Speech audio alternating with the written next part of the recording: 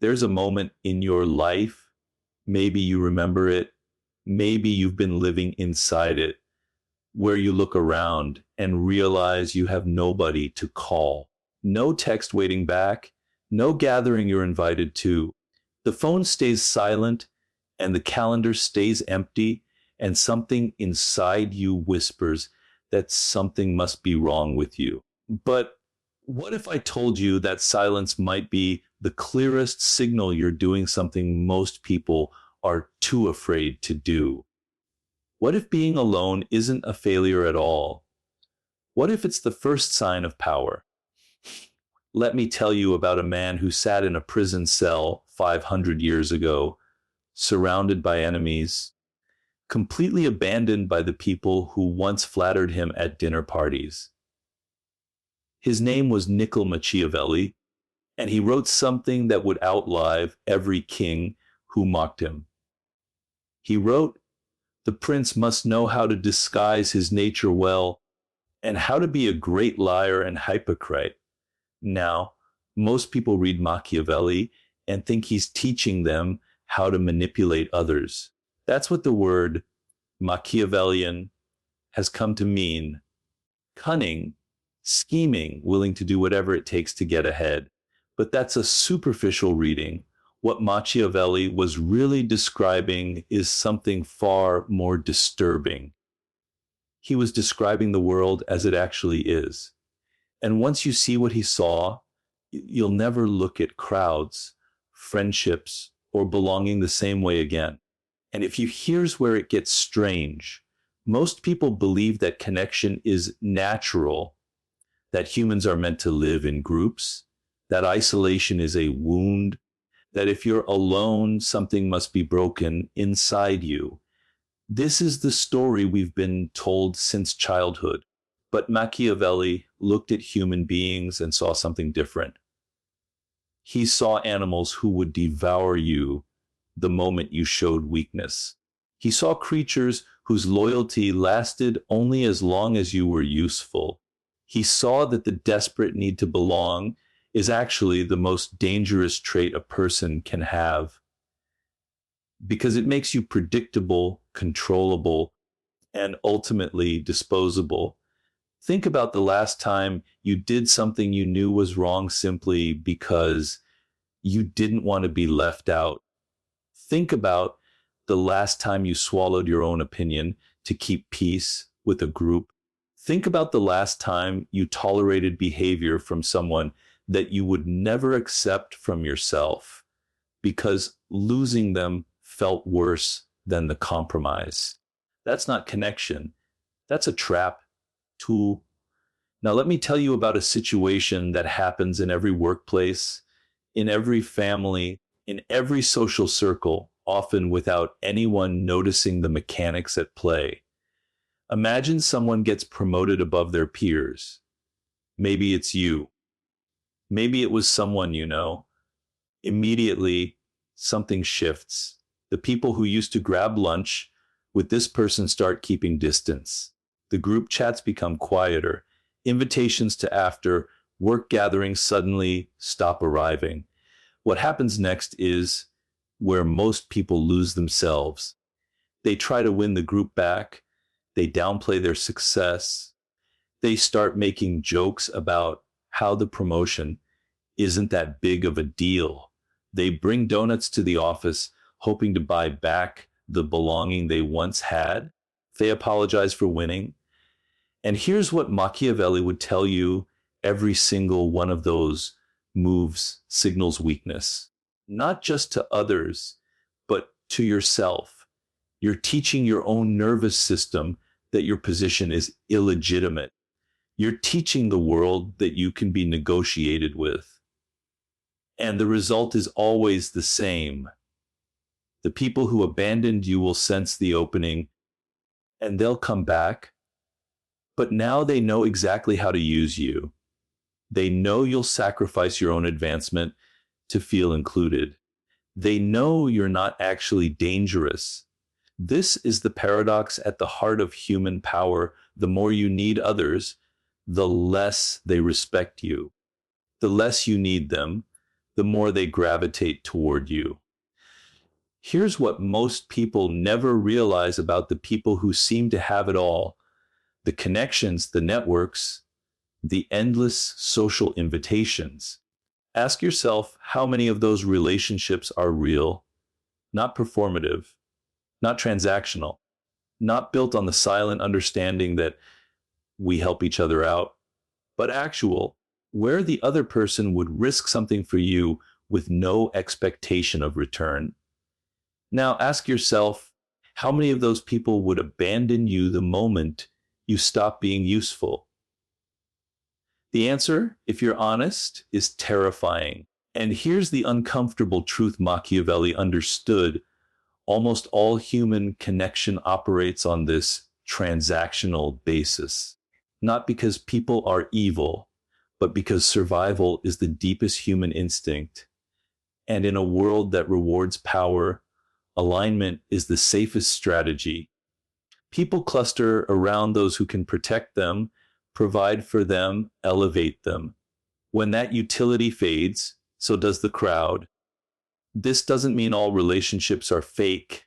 It means you need to be ruthlessly honest about which ones are real. And the only way to see clearly is to be willing to lose people.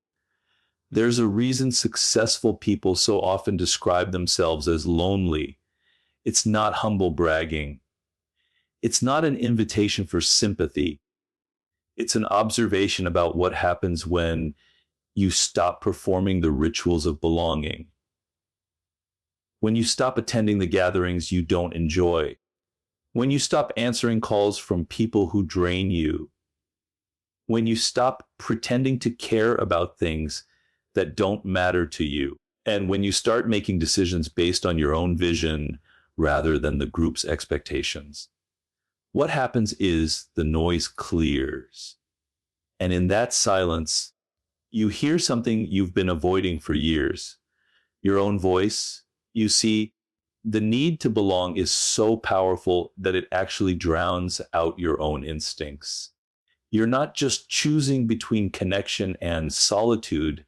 You're choosing between hearing yourself and hearing everyone else. Most people choose the latter their entire lives. They graduate from school and get jobs because that's what people do. They marry whoever is acceptable to their family. They live in the city their friends live in. They dress the way their peer group dresses. They laugh at jokes they don't find funny. They suppress the thoughts that might isolate them.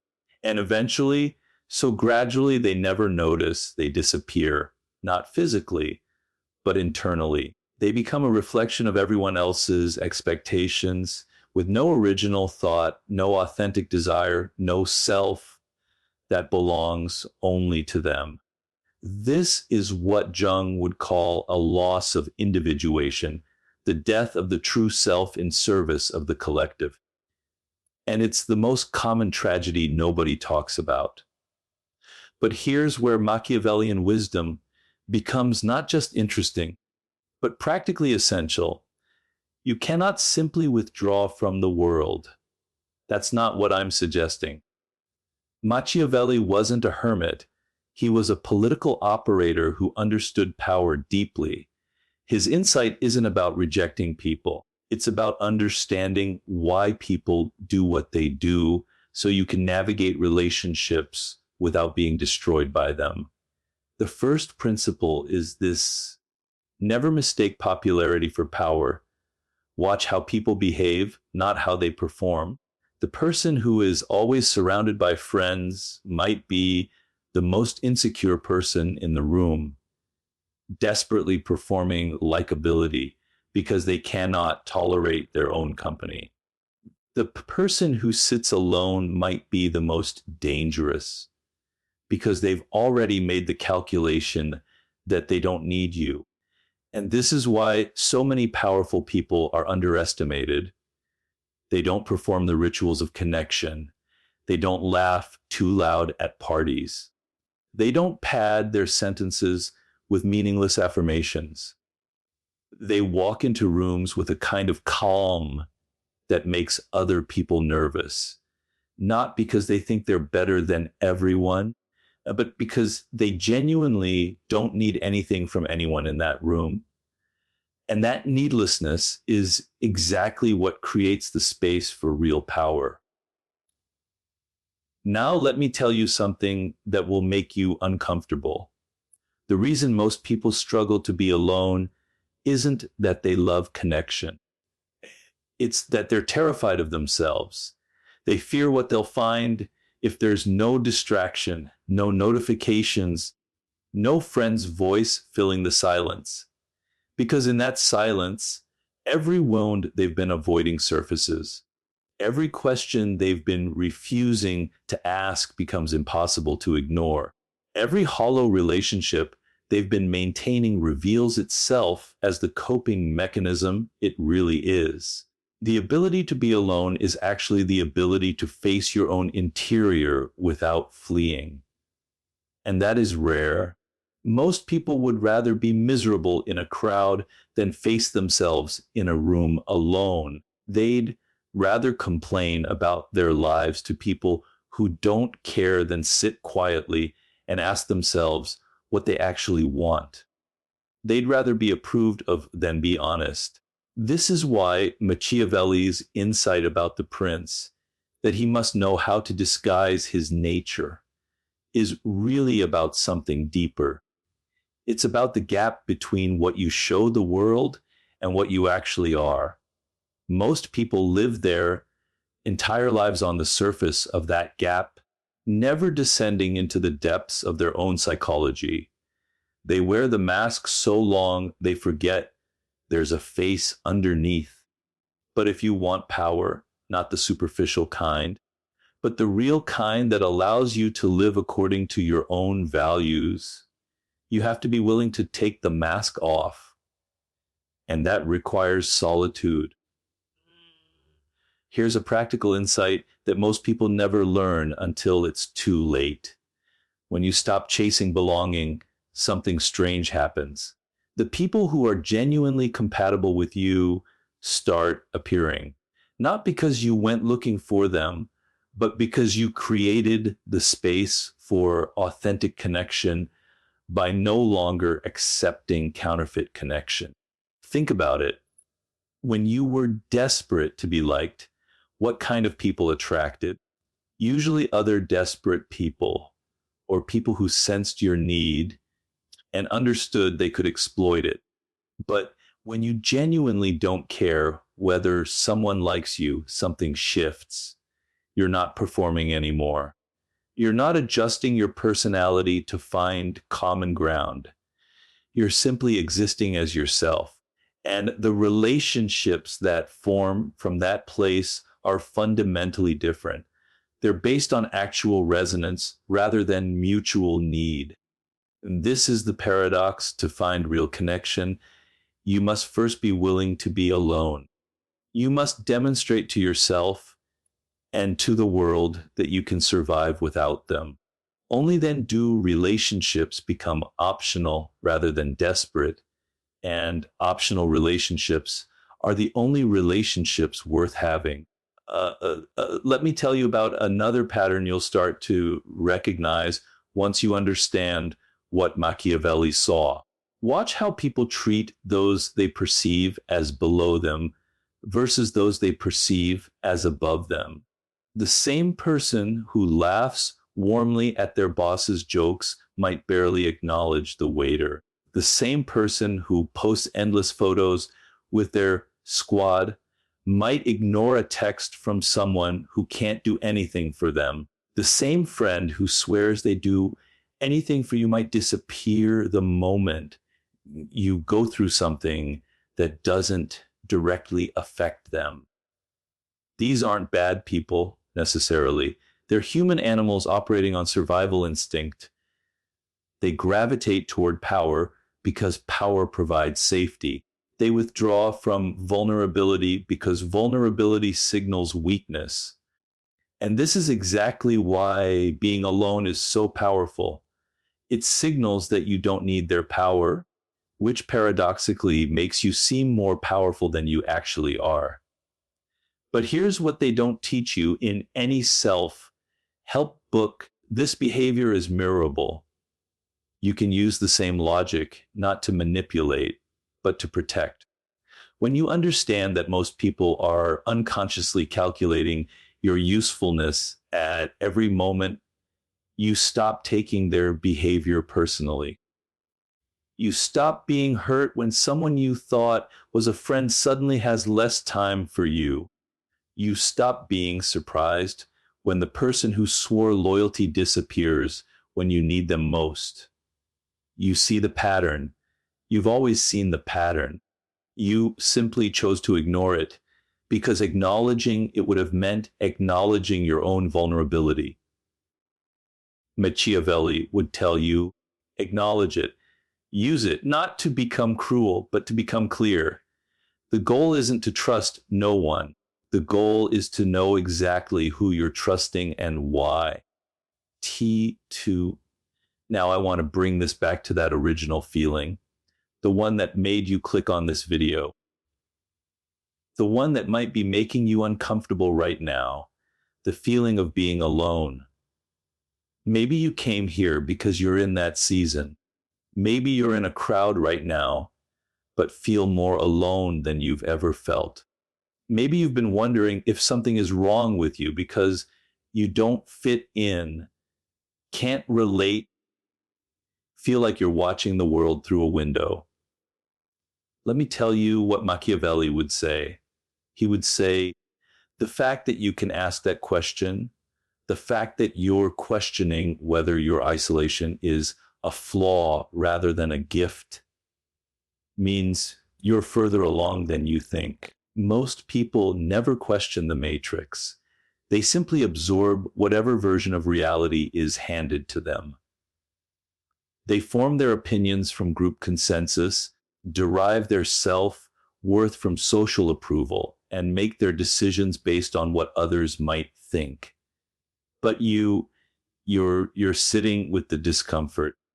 You're willing to consider that the crowd might be wrong, that belonging might be a cage, that the thing you've been taught to fear might actually be the thing that sets you free.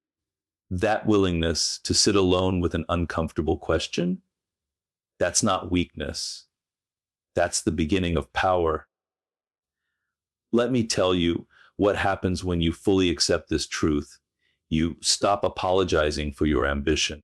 You stop shrinking yourself to fit into spaces that were never built for you. You stop maintaining relationships out of obligation.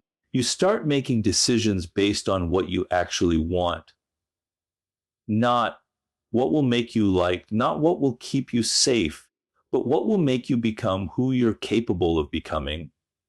And here's what terrifies the people who never made this shift. You become impossible to manipulate because manipulation works through two levers: your desire for belonging and your fear of rejection. When you've metabolized both of those, when you understand that belonging is often a trap and that rejection is sometimes just the world telling you you're on the right path, coercion loses its power. People can no longer control you, the threat of exclusion, because you've already proven you can survive exclusion. This is why the most powerful people in history were so often described as cold or distant or impossible to read. They weren't born that way. They chose solitude deliberately. They understood that you cannot lead a crowd if you're still dependent on the crowd's approval. You cannot see clearly if you're still looking over your shoulder to see who's following. And now we arrive at the final truth, the one that reframes everything. The question isn't really whether you should be alone. The question is whether you're capable of being alone, whether you can sit in the silence of your own company and find something there rather than emptiness, whether you can make decisions without a committee, whether you can trust your own judgment, even when everyone disagrees. Because here's what Machiavelli understood that most people never learn: the ultimate power isn't the power over others, it's the power over yourself, the ability to be alone and not fall apart, the ability to be misunderstood and not disintegrate, the ability to walk away from what everyone else wants and not lose yourself in the process. That's the rarest form of power. And it's only available to those willing to sit alone, too. So the next time you're in a room full of people and feel that familiar ache of not belonging, before you try to fix it, before you try to perform your way into acceptance, ask yourself one question: what am I really afraid of? The silence, the emptiness, the possibility that I might have to face what's been waiting for me in that quiet space all along. Because what if the ache isn't telling you that something is wrong with you? What if it's telling you that you're finally ready to stop running? The greatest prisons are built inside the mind, and the door is always unlocked.